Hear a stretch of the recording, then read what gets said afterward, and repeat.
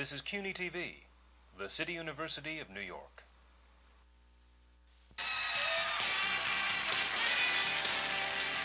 He was live on Saturday night. South Africa's superstar, Johnny Clegg. Hi, I'm Johnny Clegg, and you're watching South Africa Now. Siyabonana yimi lo Johnny Clegg ubuka uhlelo oluthi South Africa Now. From Global Vision, the television news magazine of Southern Africa. The Protection of Information Act threatens journalists with jail. It's got nothing to do with government policy. It's got nothing to do with apartheid or anything like that. Because it is important that people know what is happening. This week, South Africa Now reports these stories. George Bush in the White House. What will it mean for Southern Africa? I do not think there is any argument about the advantage to the region of Southern Africa of Mr. Bush's election. In Mozambique, the killing goes on.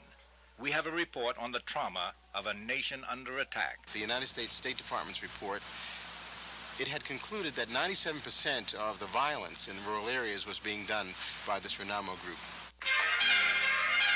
And in our culture section, the man who blows South Africa's horn, Hugh Masekela. You're watching South Africa Now with Fana, Kekana and Carolyn Craven. Realoja. Topping the news, new right-wing violence. The headquarters of the Anti-Apartheid National Union of South African Students at Witwatersrand University in Johannesburg was bombed in a manner similar to earlier vigilante attacks on church and labor groups. Only this time, a warning was printed on the wall. It read, "Tutu must die," a threat against Archbishop Desmond Tutu. This leaflet, found on the streets of Cape Town, is evidence of an orchestrated smear campaign against Archbishop Tutu. Reverend Allan Boesak talks about his experience. I get telephone calls telling me I better not go and rush off and whine. That's the word the man used on the phone. Whine to the world about what's happening. I'd better ask who's next on the list, you see, that kind of thing. And it's not easy to live with that. And of course, then they go into their usual smear campaigns. They produce anonymous pamphlets about us, and they say the most outrageous things, and you cannot defend yourself because how? You do not want to sink to that level, and yet, and also you see by law, you cannot print a pamphlet without saying where it comes from, and yet those pamphlets are printed and you don't see who printed it and where it comes from. There's a name that's signed and no one can trace that person. Will Nelson Mandela be freed? That's the question that remains page one in South Africa. Amid the rumors and speculation, Max du Preez, editor of a new Afrikaans language opposition newspaper, says President P.W. Botha has no choice but to release Mandela sooner or later. The last thing the state president wants to see is a repeat of 1984 and the civil unrest that we had after that. It's bad for the economy. It's bad for his popular support among white people with the growth of the right wing.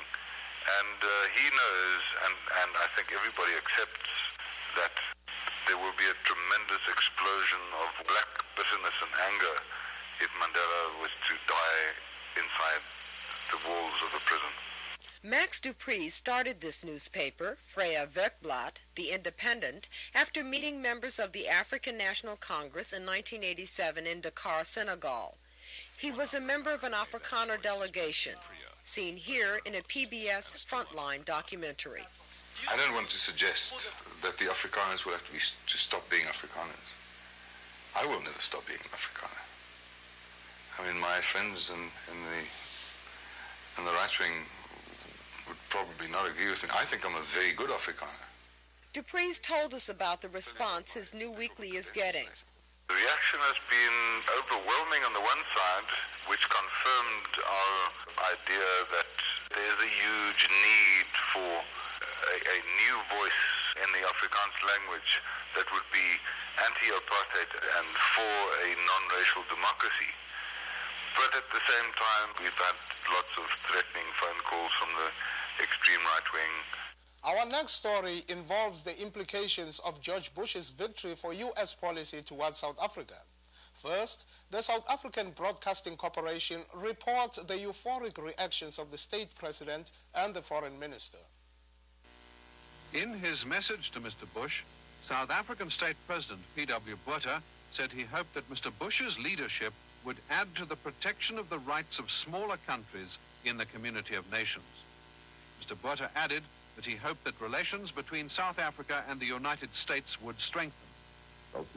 Reacting to the election of Mr. Bush, South African Foreign Minister Botha said the harder line promised by Mr. Dukakis would have been disastrous for both the large and small states of Southern Africa. So I do not think there is any argument about the advantage to the region of Southern Africa of Mr. Bush's election. While South African government television does not report progressive white views, Boston's WGBH interviewed a leader of the white South African opposition, Frederik Van Zyl Slabbert. And, you know, if you have a Republican president with a Democratic Congress, we are on the front burner and it becomes a matter of political dispute in your domestic affairs. But I don't for one moment think that South Africa is the most important foreign policy issue for the United States. So we figure fairly low down on your sanctions, yes or no, in a Bush administration?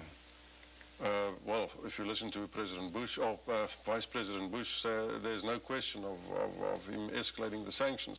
What impact will a Bush presidency have on U.S. policy in Southern Africa? TransAfrica Director Randall Robinson. Well, I think we should see a continuation of the policy of the Reagan administration. There's no reason to anticipate anything very much differently. It's hard to distinguish George Bush from Ronald Reagan. He's not, during the administration of the last 8 years, stepped out, differed with President Reagan in any measurable way, so that I would expect constructive engagement would continue in Southern Africa. Elections or no elections, political trials continue in South Africa. One of the most important involves 3 UDF leaders and 16 others on trial for their lives for treason. The case is dragged on for 4 years, and a decision is expected soon. Rose Moss, a South African living in Boston, went back to South Africa to observe the trial and told us about it. This is probably the most important treason trial in South Africa since 1961, when the treason trial of 156 people mainly connected with the African National Congress was completed, and all the people charged at that time were acquitted.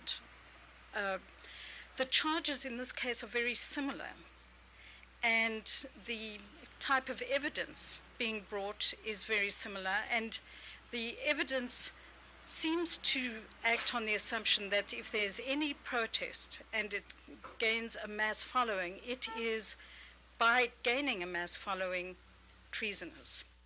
While in Pretoria, Rose Moss took these home videos, including shots of the defense attorneys preparing for trial, and these are the defendants on bail leaving the Palace of Justice. Back in the United States, Moss decried the media blackout of the treason trial. Although some of the defendants were among the most important people in the United Democratic Front, the trial is not public knowledge, certainly not outside South Africa, and within South Africa only in the most limited way. Despite the state of emergency and the clampdown on press freedom inside South Africa, Moss says trials such as this one can still be won.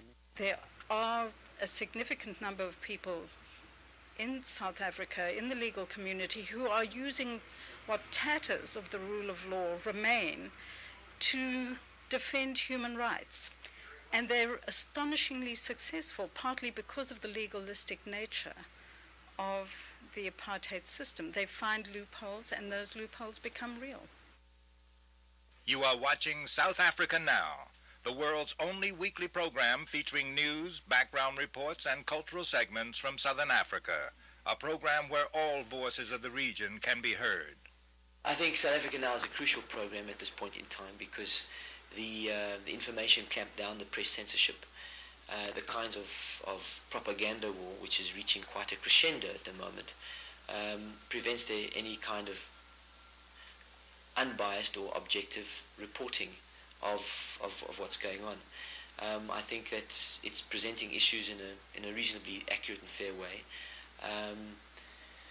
I also think it's dealing with the controversial issues. I think there's some very controversial issues which are being ignored, both by standard media, normal, regular media. I think that this program is raising them, not necessarily taking a position on them, but just saying they exist.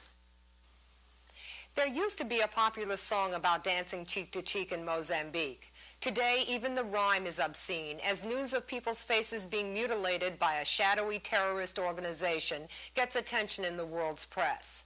In early November, there were fresh reports of violence against civilians and renewed fighting with 6 people reported massacred. Here's a background report on current developments, beginning with an excerpt from the film Mozambique: Struggle for Survival. Africa's hottest bush war is being fought by the government of Frelimo, a Portuguese acronym for the Front for the Liberation of Mozambique, which led the country to independence, and a South African-backed rebel movement, the Mozambique National Resistance, known as the MNR, or by its Portuguese acronym, RENAMO. While Western nations are increasing their aid to the Frelimo government, RENAMO has launched a drive in the United States to portray its rebels as anti-communist freedom fighters worthy of American support. Yet RENAMO has spread violence and destruction across Mozambique and permanently scarred its 14 million people. The crisis in Mozambique is partly due to centuries of neglect by its former Portuguese colonial rulers and grave mistakes by the Frelimo government. But Mozambique is also a victim of geography. Its fate has been caught up in the violent struggles against white minority rule in neighboring South Africa and in Rhodesia, which is today the independent nation of Zimbabwe. Since Mozambique gained independence from Portugal in 1975, South Africa has used a variety of economic and military weapons to shatter the Frelimo government's dream of building the first non-racial socialist state in southern Africa. While the debate rages in the West about imposing economic sanctions against South Africa, Pretoria has used sanctions of its own to punish Mozambique. Intensive South African military aid and training have helped RENAMO to expand its raids to all 10 of Mozambique's provinces. The U.S. State Department sent a team to Mozambique to find out what was behind the violence. Also in the country was Dr. William Wilkinson, investigating for the Ford Foundation. Well, one of the things that we were very interested in as a medical group going over is to understand very clearly what was the nature of this violent situation. Was it an actual war? Was it terrorist activity or bandit activity? The Giussoni report, the United States State Department's report, it had concluded that 97% of the violence in rural areas was being done by this RENAMO group. We particularly asked questions that led us to understand that the RENAMO organization is a South African-backed terrorist organization. It gets its funding primarily from South Africans and from some conservative groups in the United States and England. And it actually has South African-staffed military field hospitals in the rural areas that are the health backup of these terrorists. The South African-backed MNR war is unique because it is targeted at civilians, offers no political program for people to rally around, and pursues terror for its own sake. A Swedish documentary, Killing a Dream, spoke with some of its victims. Tikapedza kusungwa techomuruzwa toemeswa takasungwa kudai kusungwa vaningi kusungwa nomuhoko sure kudai kwakutobangira kudzikweya kuri kuuya vana vairi vetaiya navo vechotorwa vechoenda navo mazomeni ukekelikeri tanga dakarira kuti hai ungazoti awina nyika apuririzwe ngevantu vasina nzira. What's rarely reported is the degree of South African military support for the MNR. Sergio Vieira heads Maputo's Center for African Studies. MNR never existed. MNR is part and parcel of South African Defence Forces, integrate completely in the chain of command of the South African Defence Forces. If we have to discuss with someone, it's not with the corporal, it's with the general, it's with the South African government. And Mozambique has met with South Africa. In 1984, the late President Samora Machel signed the Nkomati Agreement with P.W. Botha, pledging mutual non-aggression. The agreement didn't last long, as has been widely recognized. Mozambique honored its side of the deal. Frelimo hoped that if South Africa did the same, Renamo would gradually fade away. But, as it did when Zimbabwe gained independence 4 years before, Mozambique misjudged Pretoria's intentions. The war did not die down. It intensified, thanks to continued South African support. Documents captured from Renamo's main base in 1985 confirmed that South Africa was still airlifting arms to the rebels in violation of the Nkomati Peace Accord signed a year before. In 1986, President Machel died in a mysterious plane crash, which Mozambicans blamed on Pretoria, a charge South Africa denied. His successor, Joaquim Chissano, recently concluded a new agreement, but just this month, the MNR struck again.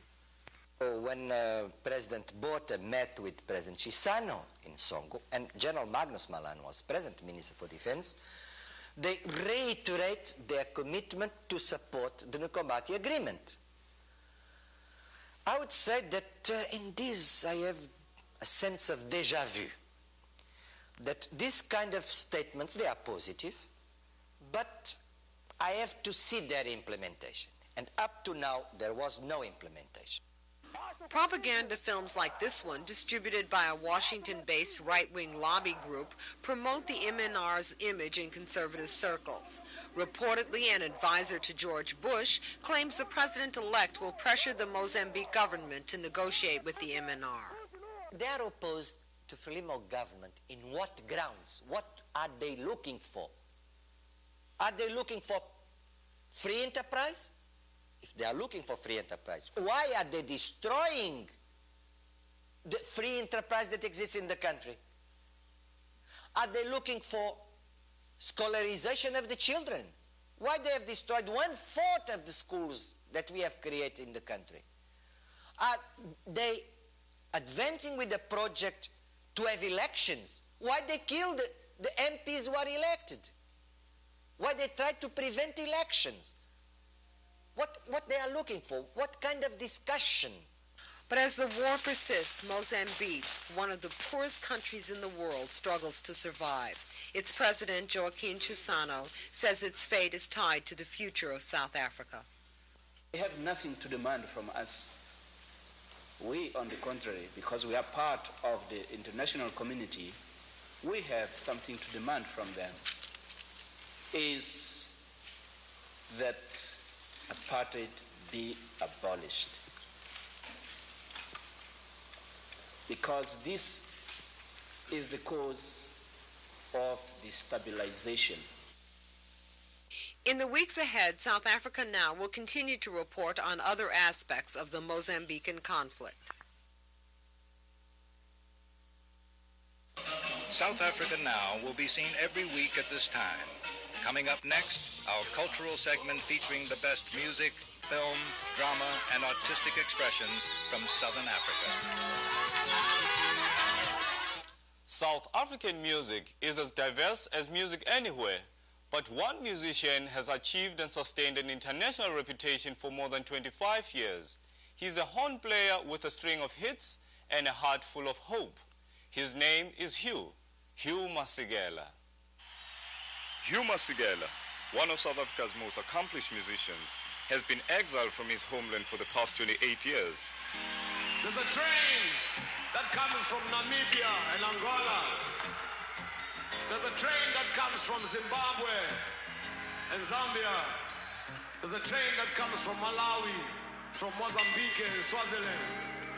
There's a train that comes from Botswana, from Lesotho, and the whole hinterland of Southern Africa.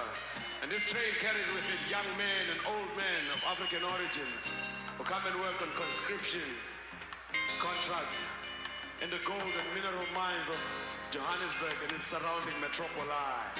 Recently, Masekela spoke with South Africa Now about the origins of his music and the relationship between politics and music, both inside and outside South Africa.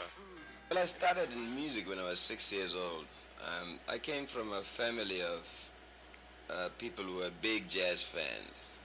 And when I grew up in South Africa in the 1940s, I think that American jazz players like Duke Ellington and Louis Armstrong, Count Basie, Ella Fitzgerald, the Mills Brothers, and but they were like kind of a role model for us.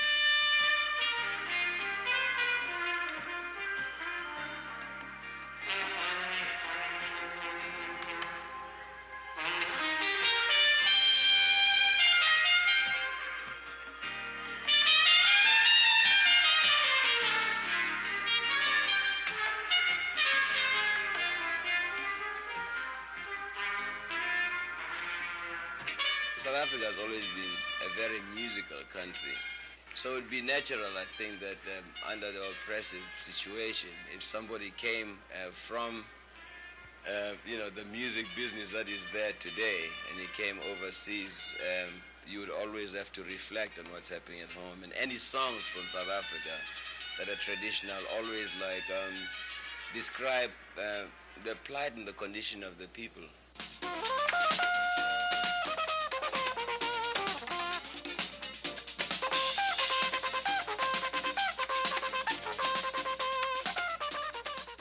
Although best known in this country for his 60s pop hit, Grazing in the Grass, Masekela is better known in his country as a tireless crusader for human rights and someone who has dedicated much of his career to the cause. I don't think that my songs affect the situation as much as that everybody in South Africa feels like me, or even more intense about it, because we're all oppressed.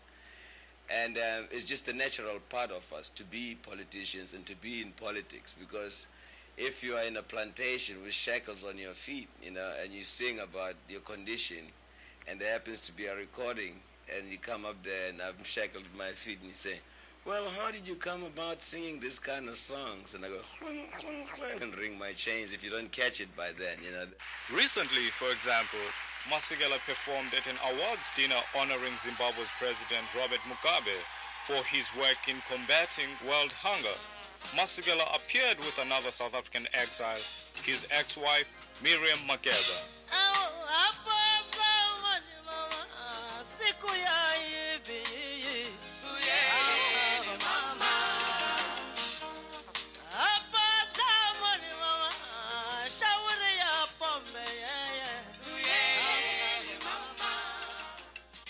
Masekela also helped create the music for Sarafina, the Broadway hit musical about the school children's protests in South African townships.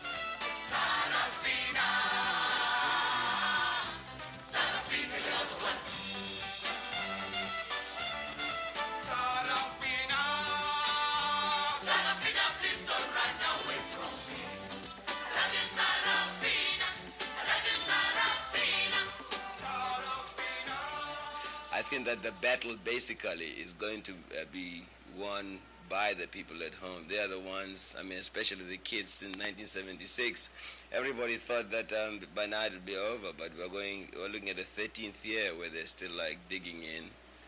And even with the news blackout and everything, it hasn't really affected the spirit of the people.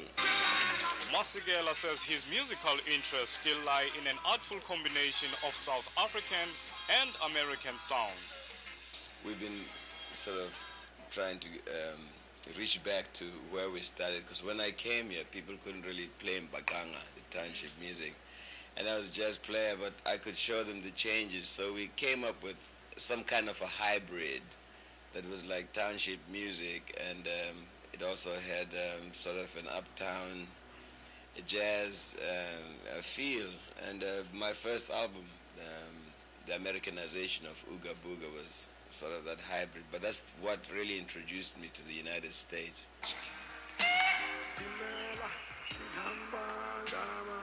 And Politically, as always, Masekela's heart and soul remained rooted in the land he left 28 years ago.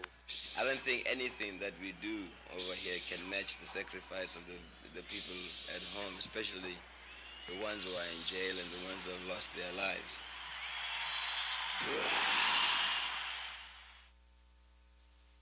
Thank you for watching South Africa Now. Transcripts are now available for $3. You can write to share your comments and request a free resource list. The address is South Africa Now, 361 West Broadway, New York, New York, 10013. South Africa Now is produced in association with the Africa Fund.